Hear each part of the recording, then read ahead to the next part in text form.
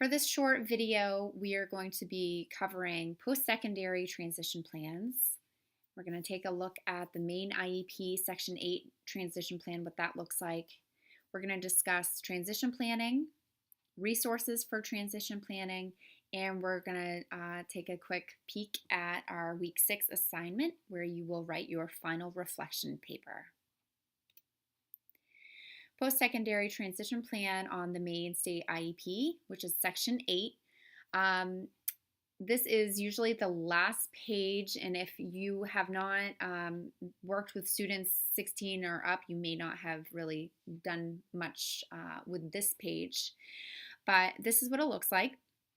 It needs to be completed for each IEP during but not later than 9th grade or age 16, whichever comes first. It could also be done earlier if it's appropriate to do so. I've done this just kind of a bare bones transition plan for some of my students going on from 8th grade to 9th grade, just because I've gotten to know these students really well, and it's just an outline for them to use throughout high school.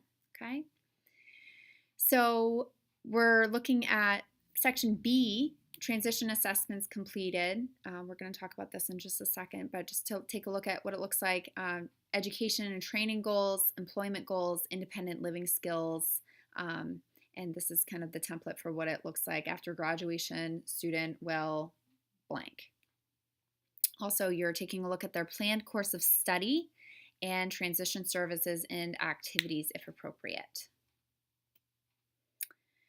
So using assessments to develop these transition plans, you're using informal student and parent interviews. You can also use inventories, adaptive rating scales, and to develop a plan involving goals, annual and post-secondary goals, transition services, their courses of study, and coordination with outside agencies if applicable. So like I said, these are usually done by the beginning of 9th grade or age 16, but it can be earlier if appropriate. Sometimes it's applicable to include parent interviews as part of the assessments. You must document efforts made to obtain students' interests and preferences.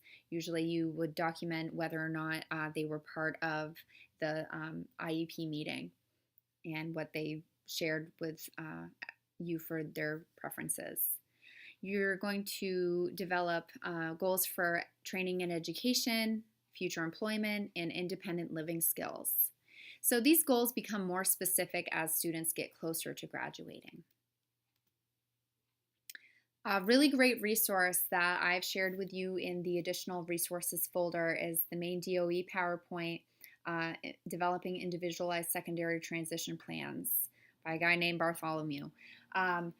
This would be very helpful for you if you work in a high school or are interested in learning the process a little bit more of transition planning. And that kind of gives you a guide of how the state of Maine wants you to write those transition plans. It's very helpful. I've used it. This is a really great resource. So to wrap up, your final assignment, yay, is the reflection paper.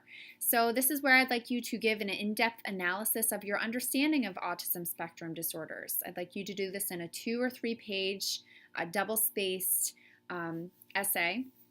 Be sure to address all 4 components found in the syllabus and the assignment description.